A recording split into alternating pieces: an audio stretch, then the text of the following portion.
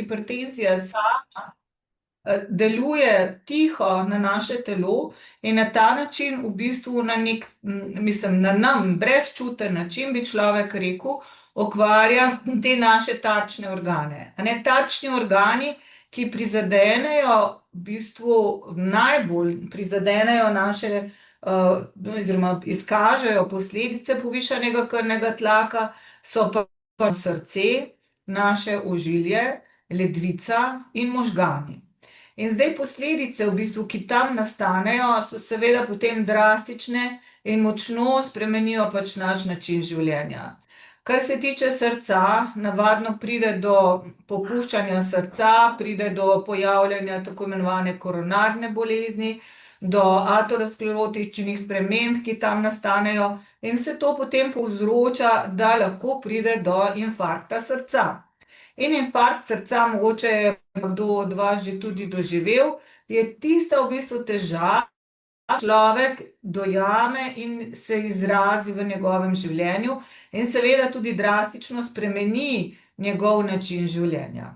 Potem je druga težava, ki se pojavlja pri nezdravljeni hipertenziji, je v bistvu odpoved ledvic. A ne, odpoved ledvic je tista, ki nas v končni fazi potem enkrat lahko pripelje tudi do dialize, bi človek rekel, a ne. Seveda zdaj imamo veliko zdravil, s katerimi si lahko pomagamo, ampak vseeno, mogoče, če bi zdravili krvni tlak, pa ne bi prišlo do tega. Res pa je, da imamo v bistvu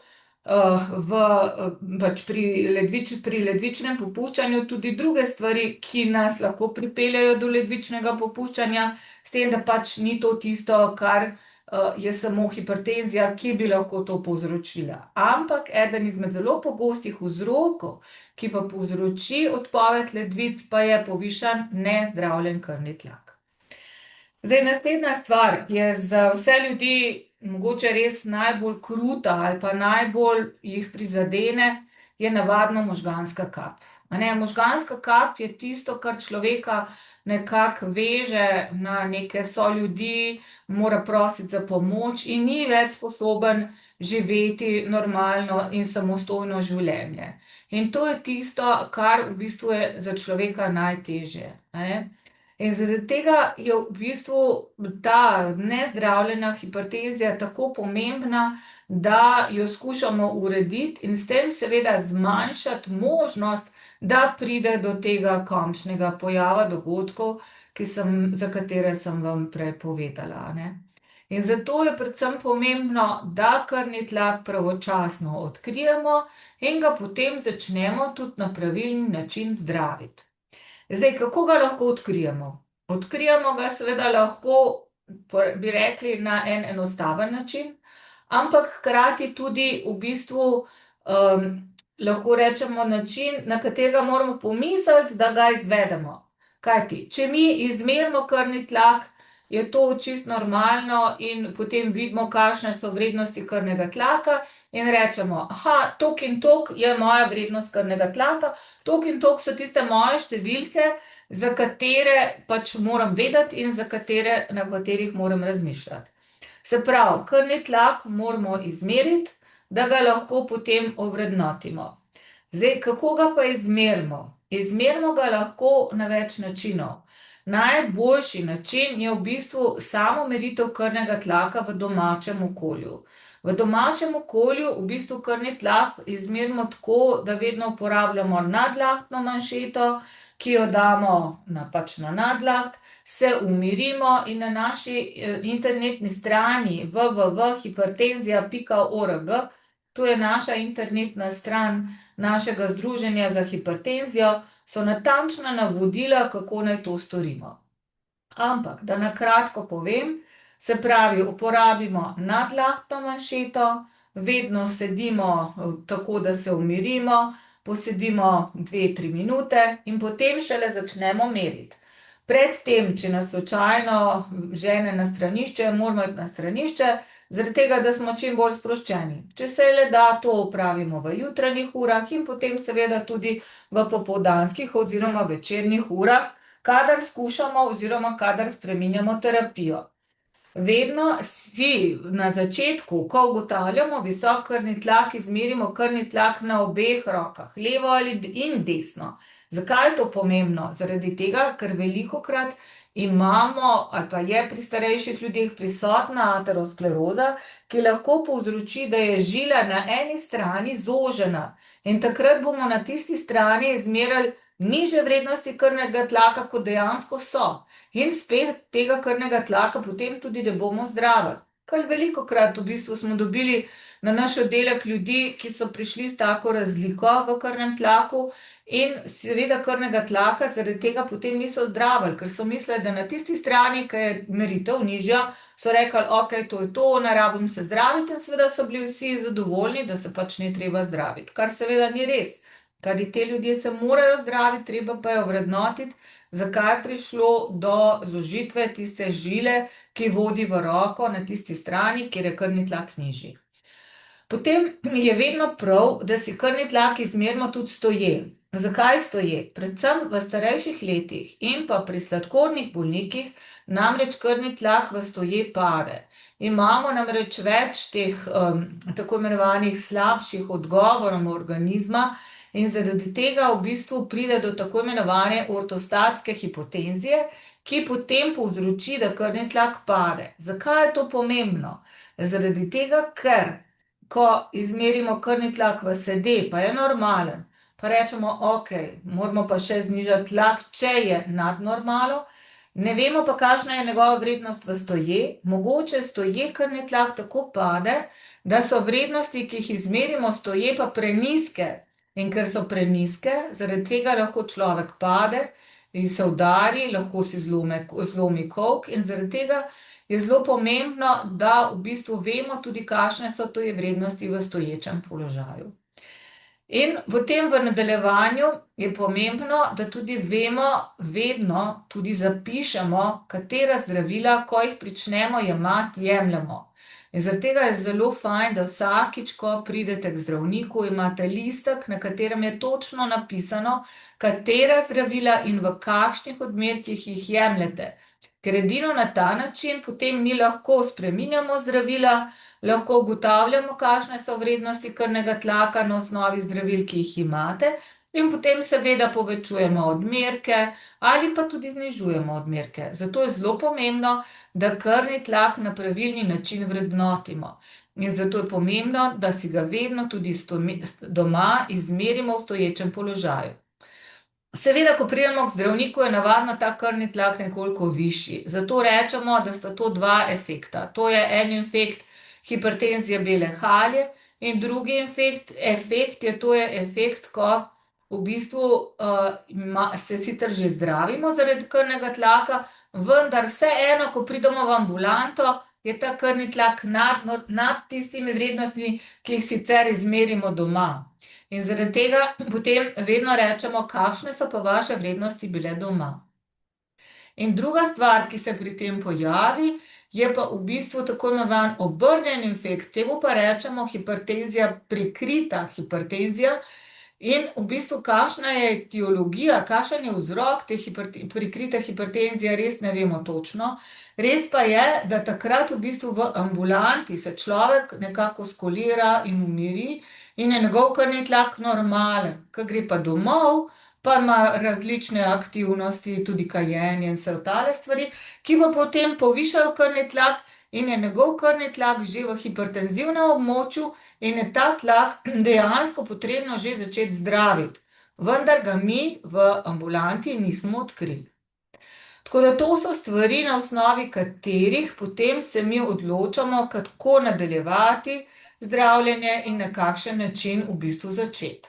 No, in to je bil recimo primer Doktor nekega... Brgoljan, Ja, lahko samo preverim, a vi mogoče kaj delite prezentacijo naprej, ker smo ne, mi še vedno še na vedno sam na dveh. prvem slajdu, zdaj bomo šli Aha, v naprej. redu. Ok, v In redu. zdaj v bistvu imamo gospoda, ki je star bil 55 let in je prišel k zdravniku zaradi glavobolov, utrujenosti in občasnega razbijanja srca. In te težave so bile že kar nekaj mesecev, a ne. In v preteklosti v bistvu ni imel kakšnih drugih bolezni, oče je umrl pri 62 letih zaradi možganske kapi, sicer pa vidite, je bil kadilec, telesno je bil minimalno dejaven, ob tem pa je jedel kar veliko slane hrane, predelane hrane in občasno tudi alkohol. Ne? In tle takoj v bistvu se mi moramo vprašati, kakšna je etiologija same hipertenzije pri takem gospodu oziroma pri takem bolniku. In tako v bistvu ločimo dve veliki skupini. A ne? Ena je tako imenovana primarna ali esencialna arterijska hipertenzija, kjer ni jasnega vzroka, pomen genetike, faktorjev okolja je tukaj zelo pomemben, a ne? Po drugi strani imamo pa tako imenovano sekundarno arterijsko hipertenzijo, kjer pa iščemo vzroke hipertenzije. A ne? In vzroki hipertenzije so pa lahko zelo različni. Lahko je ta hipertenzija renovaskularna, lahko je renoparenhimska ali pa endokrina. Renovaskularna je takrat, kadar imamo zožene tiste žile, ki vodijo k ledvicam in v bistvu prehranjujejo ledvice, in zaradi tega, ker so te ledvice, pač te žile zožene, potem pride do porasta krvnega tlaka v sami žili, v sami ledvici, kajti ledvica ima tako en svoj organizem, ki si ga želi pač ohraniti, a ne, svoj pretok, in zaradi tega v bistvu poveča različne agence, ki potem, ali pa kemične snovi, ki potem krožijo po celem telesu in na ta način v bistvu po celem telesu povišajo krvni tlak. In temu rečemo tako imenovana sekundarna hipertenzija. Potem imamo obliko, kjer so ledvica okvarjena zaradi raznih stvari, in temu rečemo, da je to renoparenhimska hipertenzija. Potem pa imamo še različne hormonske vzroke in eden izmed njih je hiperaldosteronizem in drug feokromocitom. To so druge oblike, pri katerih pride do izločanja teh hormonov, ki potem vplivajo na to, na naše telo, in na ta način v bistvu povzročajo našo umrljivost oziroma povečajo krvni tlak. Zdaj, znižanje krvnega tlaka je dejansko smiselno zdraviti, a ne. Zdaj prikazujem vam eno v bistvu analizo, metaanalizo različnih, vidite, tule je napisano 123 študij z ogromnim številom udeležencev, in tam so videli, a ne, da če so krvni tlak znižali samo za 10 milimetrov žuga srebra, da se je v bistvu obolevnost za srčno-žilnimi boleznimi znižala za 20%, koronarna bolezen za 17%, se pravi, to so infarkti, koronarne bolezni, možganska kap, vidite, največ za 27%, srčno popuščanje za 28% in umrljivost, celotna umrljivost za 13%. Kar dejansko v bistvu potrjuje to, da moramo hipertenzijo zdraviti. In zdraviti jo moramo, da pridemo do teh ciljnih vrednosti krvnega tlaka. Zdaj, tista vrednost krvnega tlaka, pri kateri začnemo zdraviti, je 140/90. Vrednost, ki jo pa želimo doseči, pa je tam nekje okrog 130/80. Je pa res, da je to neka kronična bolezen.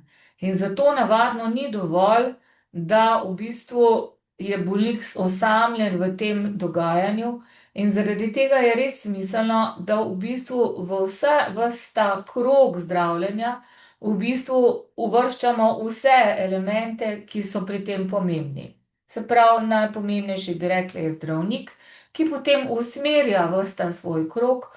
Zelo pomembno je, da se v to zdravljenje vključi tudi farmacevt, medicinski tehnik, ki je seveda ob zdravniku, in potem tudi družina in prijatelji. Samo s tem celotnim krogom lahko najbolje v bistvu zdravimo naše bolnike, zdravimo vas in v bistvu dosežemo tiste najboljše učinke, ki so res pomembni za vaše preživetje oziroma za zmanjšanje števila dogodkov, ki bi se lahko pojavili, če se krvni tlak ne bi zdravil. Kot sem rekla, zdravimo od 140/90 naprej. Ciljne vrednosti krvnega tlaka pa so, če tako na splošno rečemo, nekje okrog 130/80. Vendar tukaj ponovno opozarjam, da je potrebno krvni tlak izmeriti tudi v stoječem položaju, v sedečem 3-krat, Se pravi, najprej se umirimo par minut, potem pa zmerimo na nadlahti še 3-krat in potem v bistvu, ko poročamo vrednosti zdravniku, povemo povprečje zadnjih 2 meritev. Tako da to je zelo pomembno, kako tlak izpeljemo in kako ga zdravimo, a ne. Zdaj, ko pa imamo te vrednosti krvnega tlaka nad 140/90, se potem odloča zdravnik, kako bo zdravil. Če imamo visoko normalen krvni tlak, potem v bistvu samega zdravljenja ne začnemo takoj z zdravili, ker to so še normalne vrednosti, razen če imamo pridruženo srčno-žilno bolezen. Takrat v bistvu je pa drug vzrok tisti, ki nas privede do tega, da moramo tudi v bistvu ne krvni tlak kot tak, ampak vse ostale bolezni hkrati zdraviti. Če pa imamo v vrednosti krvnega tlaka nad 140/90, potem pa res moramo začeti zdraviti čim prej. Vidite, da je v bistvu pri vseh napisano, da bi morali spremeniti življenjski slog. A ne, sprememba življenjskega sloga res nima nobenih kontraindikacij. In to je v bistvu za človeka najpomembnejši, vendar hkrati najtežji del zdravljenja. Kajti veliko lažje je, da vzamemo eno tabletko, kot pa, da v bistvu se bolj aktiviramo. No, in vidite, da ko so te vrednosti krvnega tlaka tam do 160, imamo časa približno nekje od 3 do 6 mesecev, da skušamo spremeniti življenjski slog. Če nam to ne uspe, potem je pa potrebno začeti zdraviti z zdravili, a ne. Če pa imamo te vrednosti krvnega tlaka visoke, nad 160, potem pa moramo res ob spremembi življenjskega sloga začeti tudi z zdravili. Res pa, in vidite, da je v bistvu cilj ureditve, če se le da, nekje v 3 mesecih, čim prej. Vidite pa, da v bistvu, ko damo zdravila, kljub temu, če človek ne spremeni življenjskega sloga, potem tudi samo zdravljenje ne bo nikoli uspešno. In je zato res pomembno, da krvni tlak zdravimo in ob tem upoštevamo tudi nefarmakološke ukrepe, a ne. Zdaj, v bistvu glavni vzrok nezdravljene hipertenzije oziroma nekontroliranega krvnega tlaka pa je ta, da sama zdravila niso pravilno izbrana oziroma da jih ljudje ne jemljejo. Kaj je bil pa v bistvu dokaz te trditve pa? Veste, da zdaj že nekaj časa uporabljamo poseg tako imenovane renalne denervacije. To je v bistvu poseg, ko skozi žilo na nogi pridemo do žile na ledvici in tam zamrznemo živčne končiče, tako poenostavljeno rečeno, in na ta način v bistvu lahko pri določenih osebah kontroliramo krvni tlak. In da se ta v bistvu metoda lahko sploh uporabljala v praksi, je bilo treba seveda narediti veliko študij, no, in ena izmed njih je tudi ta, ki jo tukaj prikazujem. In tam so videli, da približno pri 50% ljudi, za katere so mislili, da krvni tlak ni dobro urejen, so jih v bistvu potem tako dobro skontrolirali, da teh ljudi niso mogli uvrstiti v to študijo renalne denervacije, a ne. Tako da definitivno je zelo pomembno, da se držimo nefarmakološkega in potem seveda tudi farmakološkega zdravljenja. Nefarmakološko zdravljenje imate tulele lepo napisano, kaj je to. To je najpomembnejši ukrep, ki ga vidimo, je znižanje telesne teže. To je v bistvu ukrep, ki res vidimo, da najbolj deluje, zaradi tega, ker v bistvu v naših kartotekah, če vidimo, da poraste krvni tlak in gre navadno skupaj s porastom telesne teže, a ne. In zaradi tega to je res najpomembnejši ukrep. Ta ukrep je zelo težko v bistvu doseči, še težje ga je pa potem tudi vzdrževati. Vendar pa je to res eden izmed ukrepov, ki je najpomembnejši. Kako shujšati? Težko, ampak da se. In zdaj v bistvu ena izmed metod, ki nekako se do določene mere obnese, je to v bistvu, da telo samo sebe je, kot rečejo, a ne, in da začnemo v bistvu jesti šele tam po 10. uri in prenehamo jesti ob 5. uri. vmes med 5. ure zjutraj do 10. ure, od 5. ure popoldne do 10. ure zvečer, eventualno pa, če je potrebno, pijemo samo vodo. Mislim, je potrebno, pač pijemo vodo in ne jemo čisto nič drugega, a ne. To je v bistvu čisto navaden, naraven način hujšanja. Veste pa, seveda ob tem pa moramo paziti, da ne jemo visokokalorične hrane in da se veliko gibljemo, a ne. In seveda obstajajo zdaj tudi zdravila za znižanje telesne teže, ki so do določene mere seveda uporabna in dobra, in zaradi tega je smiselno, da v bistvu razmislimo, ali so ta zdravila za nas primerna ali ne. In če so primerna, se tam zdravnik določeno zdravilo lahko tudi predlaga. Ampak saj veste, če je ta debelost res glomazna, da ne morete sami nič narediti, potem je to smiselno. Sicer pa je bolj smiselno, da hujšamo na tak, recimo v narekovajih, zdrav način, a ne. Potem je potrebno, da uživamo hrano z veliko sadja in zelenjave, seveda čim manjšo vsebnostjo nasičenih in drugih maščob.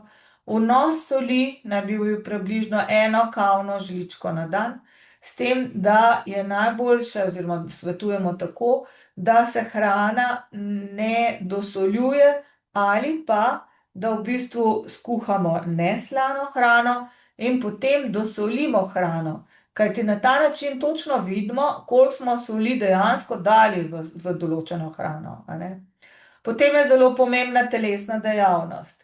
Redna aerobna telesna dejavnost je zelo pomembna in svetujemo najmanj 30 minut na dan, večino dni v tednu, če se le da.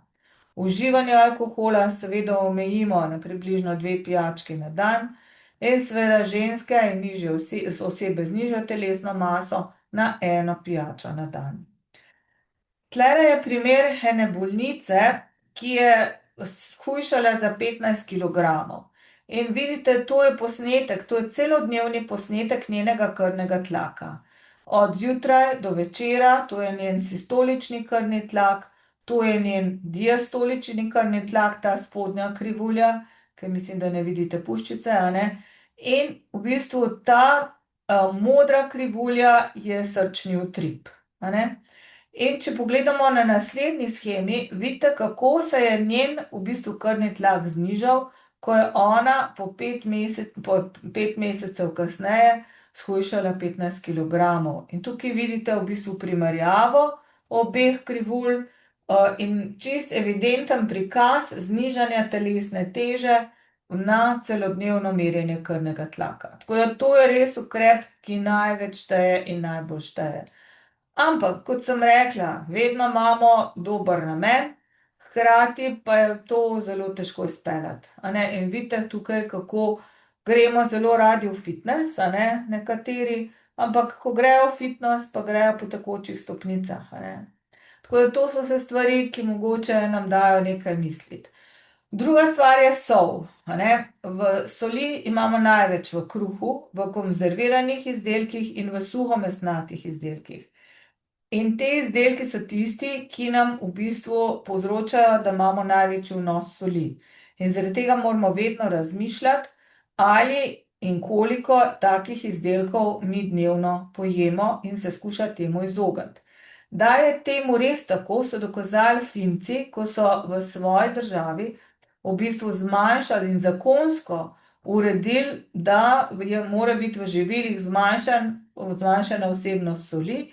In vidite, kako se je njihov krvni tlak znižal v povprečju na 136 iz 143, prevalenca, to se pravi pojavnost krvnega tlaka, se je znižala na 53% in v bistvu kontroliranost krvnega tlaka se je dvignila na 45% iz 13%, kar je res velik uspeh za to državo. Vendar večinoma potem to ni dovolj in se moramo začeti zdraviti. V našem naslovu smo že rekli, dajmo zdraviti se in bomo lahko normalno živeli. In to je res. Kajti z hipertenzijo lahko čisto normalno živite in normalno tako delate, kot živite polno življenje. Zelo pomembno je v bistvu, da se zdravila prilagodijo vašim željam in vašemu načinu jemanja zdravil. Želimo imeti čim manjše število odmerkov zdravil, zato uporabljati dolgo delujoča zdravila in hkrati v bistvu moramo upoštevati tudi, kakšen je vaš način življenja in kakšne so pridružene bolezni. In tole prikazuje v bistvu sistem našega telesa in tukaj not so narisana vsa ta zdravila, ki jih mi dejansko predpisujemo ljudem, a ne. In kaj zdaj hočemo povedati? V zdravljenju hipertenzije imamo teh 5 prvih skupin zdravil, ki jih mi uporabljamo za zdravljenje. In s temi zdravili potem dejansko lahko reguliramo krvni tlak in navadno tudi s temi zdravili pridemo do normalnih vrednosti krvnega tlaka. Seveda pa imamo zdaj na razpolago že zelo veliko tako imenovanih kombiniranih tablet. Kombinirane tablete, to pomeni, da je v eni tableti več učinkovin in različne učinkovine so v eni tabletki. In zaradi tega v bistvu s temi kombiniranimi tabletami lahko olajšamo jemanje zdravil in na ta način seveda tudi izboljšamo vaše življenje, kajti samo eno tabletko zdravljenja lahko v bistvu normaliziramo krvni tlak čez 24 ur.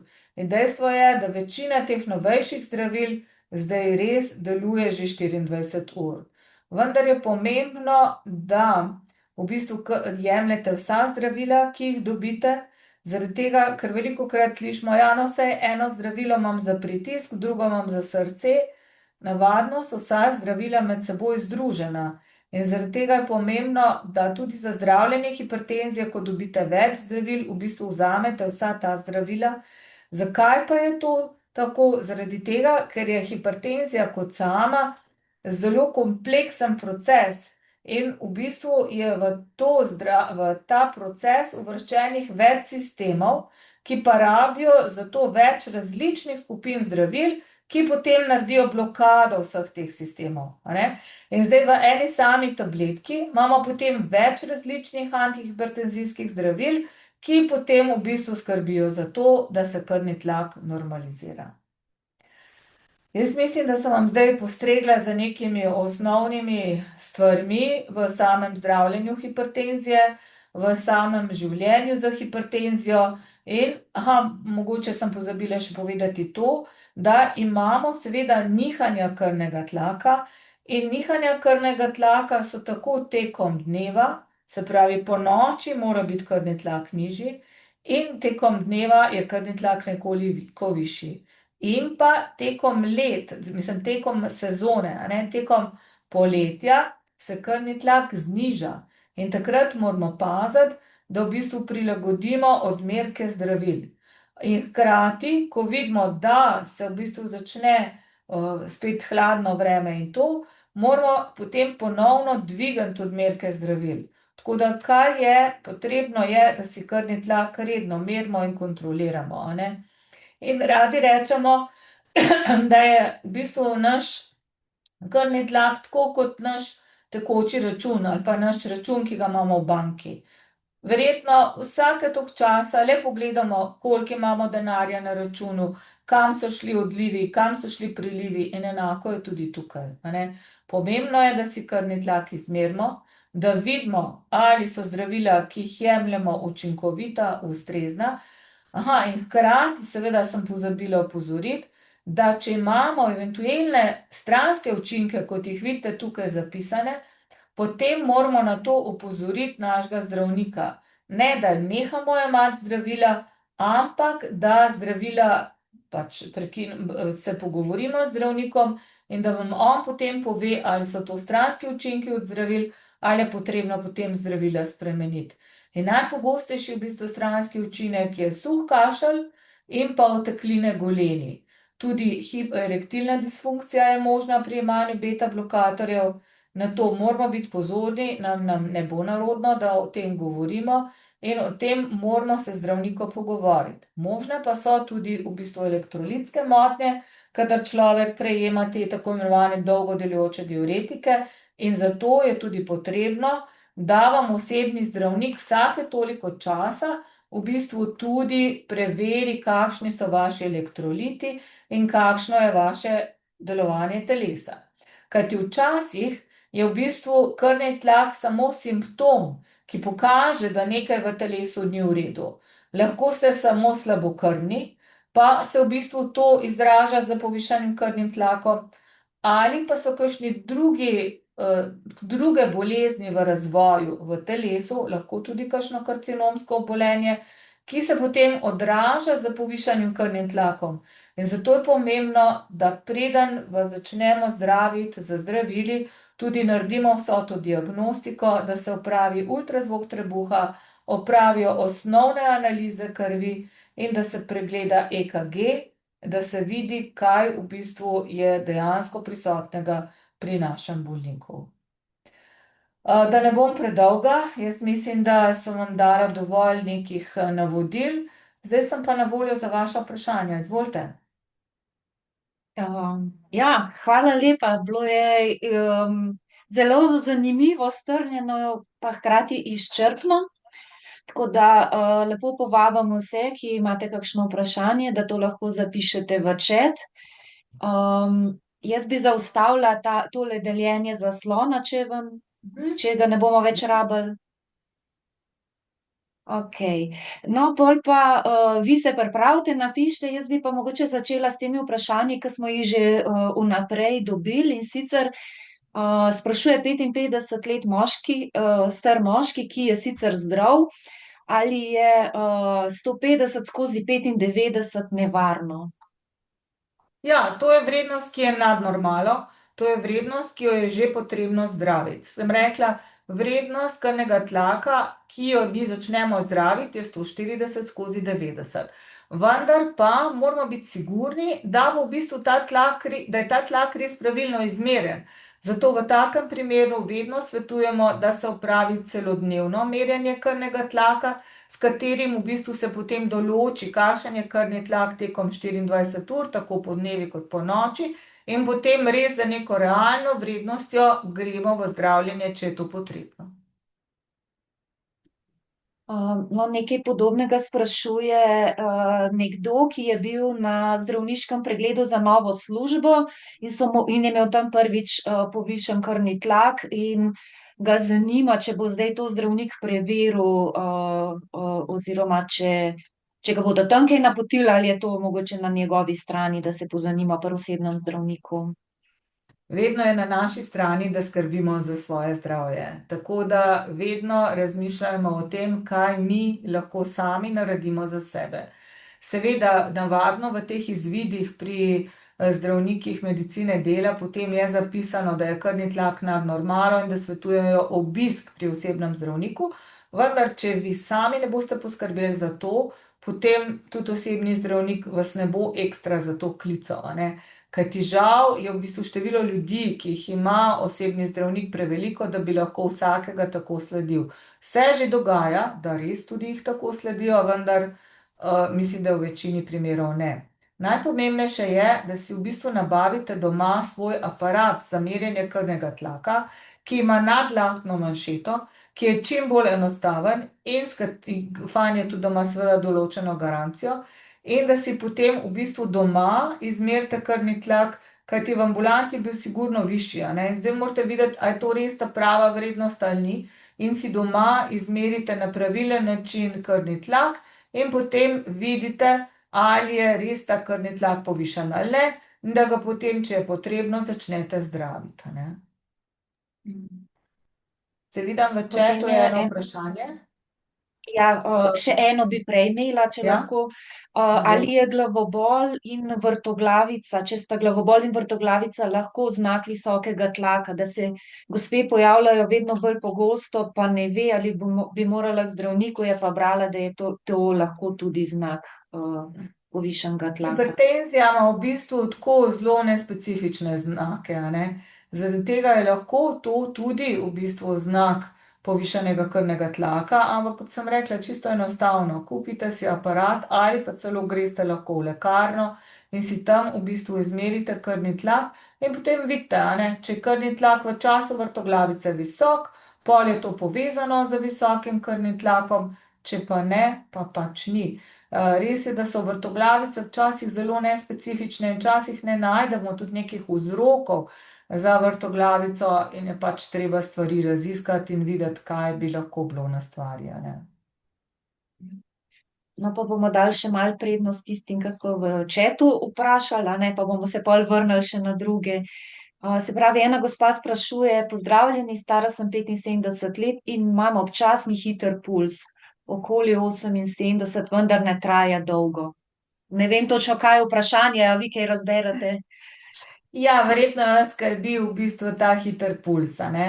Ta hiter puls je definitivno potrebno opredeliti. Zakaj? Zato, ker bi lahko bila to tudi atrijska fibrilacija, ki bi se lahko v vaši starosti že pojavila in jo je potrebno demaskirati zaradi tega, da ne bi prišlo do možganske kapi. Kajti atrijska fibrilacija je lahko eden izmed oziroma je eden izmed najpogostejših pojavov za možgansko kap, za strdek, ki odleti v možgane.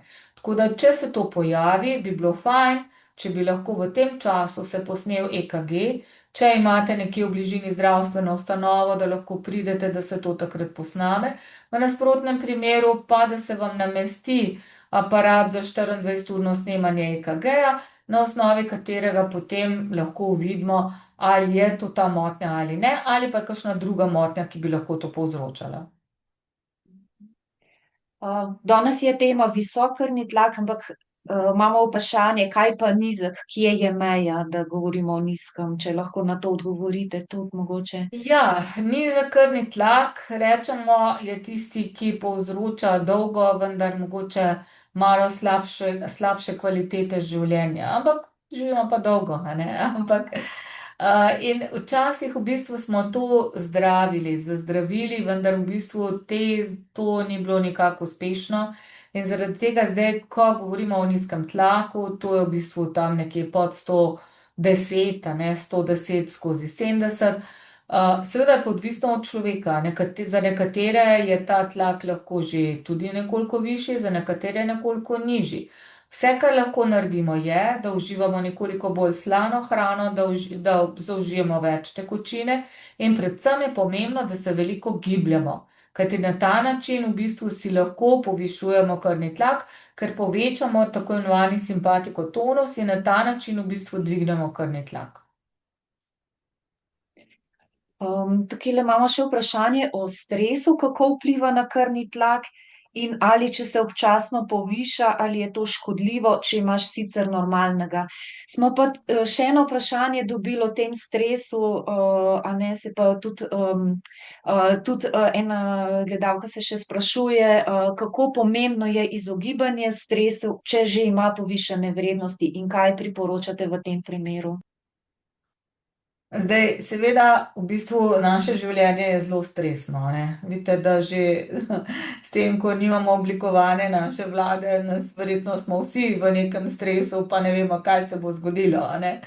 Tako da v bistvu s stresom moramo živeti, ampak moramo se naučiti v bistvu ta stres nekako uravnotežiti oziroma prebroditi.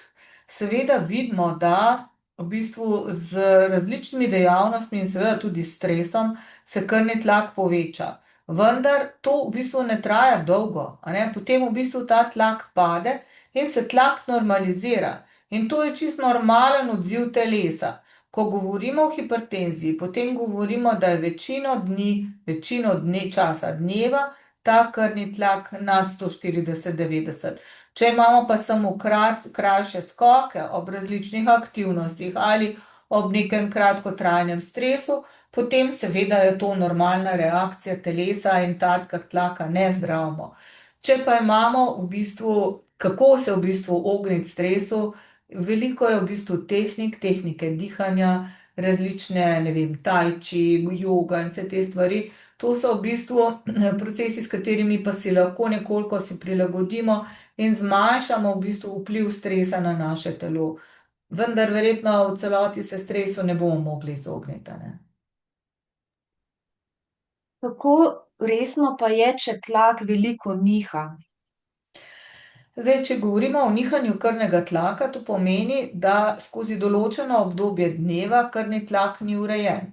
Dlje, ko so ta obdobja, večja je nevarnost, da se karkoli zgodi, zaradi tega, ker v bistvu določen čas v bistvu telesa ne regulira krvni tlak, a ne. In je tlak ni reguliran, tako da treba je imeti zdravila ali prirediti zdravila v tej smeri, da je tlak večino dneva, če se le da, reguliran. Seveda 100% tudi tukaj ne bomo dosegli regulacije, vendar večino dneva potem želimo, da je tlak reguliran in da ni takega nihanja krvnega tlaka. Naslednje je, imam povišan krvni pritisk in jemljem amleso, ki mi tlak uredi na 137/75. Jemljem 12 let.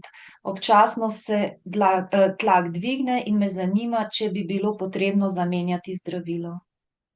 Zdaj, žal niste opredelili, koliko časa se tlak dvigne, ampak če so ta obdobja kratka, je to čisto v redu. Zdravilo je zelo dobro, gre za kombinacijo dveh zdravil in je zelo pomembno, da v bistvu se zdravilo jemlje redno, navadno drži 24 ur in mislim, da je čisto v redu, da s tem nadaljujete.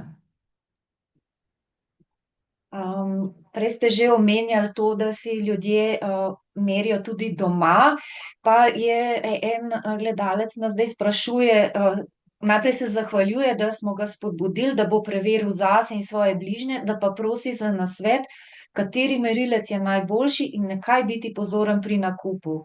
Je dovolj varno, če ga kupim v lekarni ali Sanolaborju, ali tudi tam lahko dobim takega, ki ni dober? Ja, vedno lahko dobite merilce, ki niso dobri, zaradi tega, ker tudi kupujejo tudi lekarne in druge trgovine zelo različne merilce, a ne. Obstaja ena stran, ki se imenuje Stride, STRIDE-BP. Tam v bistvu so točno analizirani merilci, najdete to stran, mislim, da je dostop na to stran tudi za naše strani, hipertenzija.org ali pa z Evropskega združenja za hipertenzijo ESH. In tam v bistvu so nanizani, napisani vsi merilniki, ki so validirani in ki so v uporabi. Imate tudi različne druge trgovine, ki pač prodajajo merilce. Ena izmed njih je tudi trgovina Diafit, s katero mi tudi z našim oddelkom veliko sodelujemo, kjer prodajajo Omronove merilce, potem mi veliko uporabljamo Microlifeove merilce, potem pa so še razni drugi, ki so validirani in prav na tej strani je točno napisano. Najbolje je, da v bistvu vzamete čim bolj enostaven merilec, da s tem potem, da pogledate tudi, koliko mora biti nadlahtna manšeta, a ne, da pogledate, koliko časa ima garancije in potem skušate pomeriti krvni tlak si tudi recimo v nekem zdravstvenem domu, in vidite, v bistvu naredite primerjavo med tistim merilcem, ki ga imate tam, in pa tem, ki ste ga kupili, oziroma in pač od teh prodajalcev zahtevate, da se te stvari tudi primerjajo, a ne. Večkrat danes ste omenili pomen te nadlahtne manšete, potem verjetno te pametne ure niso najbolj zanesljive. Zdaj, pametne ure seveda imajo spet svojo vrednost, ampak dejstvo je, da ko merimo krvni tlak, v bistvu na ta tako imenovan oscilometrični način, moramo imeti določen algoritem, ki spozna, kakšne so te vrednosti, a ne. In zaradi tega v bistvu imajo tudi te pametne ure, imajo svoje algoritme, po katerih izračunavajo krvni tlak, a ne. One večinoma delajo na principu v bistvu pulznega vala, ki ga zabeležijo na žili, ki ga oni čutijo, in nekje v bistvu za te absolutne vrednosti zaenkrat niso točni. Je pa verjetno za samo primerjavo, so pa nekako verjetno v redu, tako da bi recimo, če bi si pomerili na nadlahti, pa potem takoj za tistim tudi s pametno uro, da vidite v bistvu, kolikšna je razlika, ker nekatere pametne ure so že dovolj točne, vendar za samo zdravljenje jih zaenkrat ne uporabljamo, ker niso validirane. Tako da vedno je fajn primerjati, pol pa vidiš, tukaj sem, pol pa rečeš, okej, lahko si s tem pomagam ali pa ne morem si s tem pomagati, a ne. Eno vprašanje je tukaj o tlaku v žilah. Je to kaj povezano s hipertenzijo, ga bi odgovorile? Mislite tlak v samih žilah? Ja, Ja, v bistvu. Mhm. Kaj je sploh krvni tlak? Mogoče sem malo prehitro začela z ostalimi stvarmi, ampak krvni tlak je v bistvu ta pritisk, ki ga kri izvaja na žilo, skozi katero teče. A ne? In ta pritisk je potem odvisen od tega volumna krvi. To je tako, kot recimo, če bi to primerjali z vodovodnim omrežjem. A ne? Koliko imamo vode not v omrežju in kakšne so te žile. A ne? Ali je vodovod, to ožilje trdo, ali pa voda, mislim, te cevi so trde, ali so mehke, elastične. In enako je tukaj, bolj je trda žila, manjši potem v bistvu podajanje te žile in je zato pritisk večji. A ne? Bolj so trde žile, večji je pritisk. In to se dogaja v starosti. A ne? Tako da seveda ta volumen žile, volumen krvi in pa žile, lastnost žile, v bistvu tvori te številke, ki jih mi dobimo. Aha, plak v žilah. Seveda, plak na žilah pa nastane takrat, kadar imamo v bistvu v telesu krožeče različne snovi, navadno so to LDL holesterol in pa druge aterogene snovi, ki potem v bistvu okvarijo te endotelij žile, a ne, sprav te notranjo ovojnico žile, in pritisk v bistvu krvni tlak to samo pospeši in zaradi tega v bistvu tudi pospeši nastajanje teh aterosklerotičnih plakov v žilah, a ne. Zdaj, kakšni so drugi znaki? Navadno je takrat, ko so znaki, je že prepozno. To so navadno pač posledica tega je lahko infarkt srca in infarkt možganov, a ne. Tule vidim, da je eno Eno vprašanje, vprašanje, ja, dolgotrajno jemanje kalcija, a ne, če lahko zatrdi. Zdaj, to je zelo težko v bistvu reči, ne da ja, ne da ne. Vedno moramo biti pri določenih stvareh oziroma pri vseh dodatkih, ki jih jemljemo, pazljivi. A ne moramo vedeti, zakaj rabimo določen dodatek. Če ga pa jemljemo kar tako malo preventivno, potem je pa vedno fajn to zamenjati. Se pravi, da zamenjaš. Enkrat rečeš, ok, zdaj bom malo jemal tega, pol bom pa jemal tega, a ne. Tako da v bistvu, da nekako menjaš te stvari, ki bi jih želel imeti, a ne. Zdaj vidim, da je eno vprašanje gospoda, če lahko kar preberem. Star sem 77 let, redno merim krvni tlak, mi ob jemanju 4 miligramov prenese vedno 160/95 prvič, drugič 140, tretjič 135. To je zjutraj, popoldne puls se poveča. Ali ni puls prenizek? Nisem športnik, hodim pa vsak dan 1 uro na dan. Hvala za odgovor. Če ste se včasih ukvarjal s športom, potem se to še vedno lahko pozna in je lahko to tudi stvar, ki se vam pač kaže sedaj na ta način, kar ni nič narobe. Če nimate nobenih simptomov, da bi prišlo do nekega kolapsa ali do izgube zavesti, potem to ni nič narobe.